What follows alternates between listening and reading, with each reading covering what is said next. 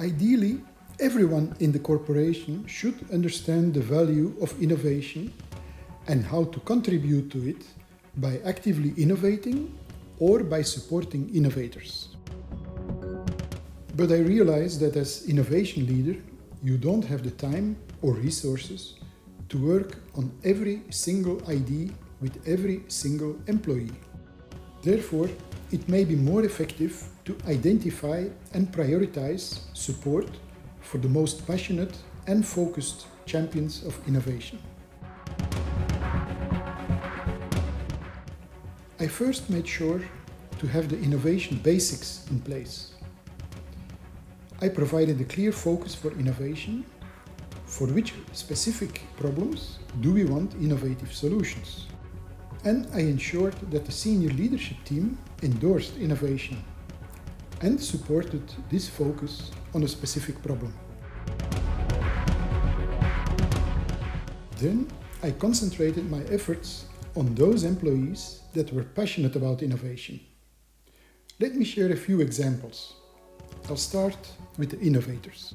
I received a lot of ideas for innovative solutions, sometimes through innovation challenges, sometimes from individual employees who contacted me directly, etc. From a time management perspective, it was impossible for me to deeply engage with all innovators. So I chose to work with the most passionate ones. After I checked that their innovative idea or experiment addressed one of the corporate innovation focus areas, I had a discussion with those innovators, usually by phone or video call because of the global nature of our business. During that call, I tried to gauge the passion of the innovators. Did they really understand and care about the problem? Why were they convinced that their solution would work? Did they understand the initial hurdles? Did they have a plan for the next step? And who would they collaborate with, etc. Indeed, managers. Our region covered about 60 key countries. Again, it was impossible to support all countries in the same way. So I prioritized those country managing directors who truly cared about innovation. The most dedicated managers typically contacted me directly to propose ideas, to ask for support for their innovators in their teams, to ask me to give a talk or lead a workshop for their teams, etc. I also identified the most enthusiastic country managers during my presentations at leadership team meetings, as those managers were usually the ones asking relevant questions or providing constructive input. I provided extra attention to innovators in those countries, as I knew they would get appropriate support from their manager. Yes, country innovation leaders.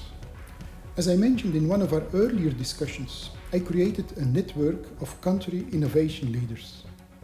These were employees in each of those 60 key countries who were responsible for stimulating innovation within their country organization and for supporting innovators within their country. I recommended country managers to select their country innovation leader based on dedication to innovation. I had learned that selecting those country innovation leaders based on other criteria, like seniority in the organization, was often ineffective. Well, sometimes you may encounter hesitancy to innovation. This can be for several reasons. Uncertainty about what innovation means, no feeling of ownership, or other priorities which may not be aligned with innovation, etc. You may want to engage with those employees, especially those who are most vocal about their doubts, as they can slow down your innovation efforts. Listen to their rationale and try to address their concerns. If you cannot turn them into positive champions, then at least try to bring them to a more neutral or wait-and-see position.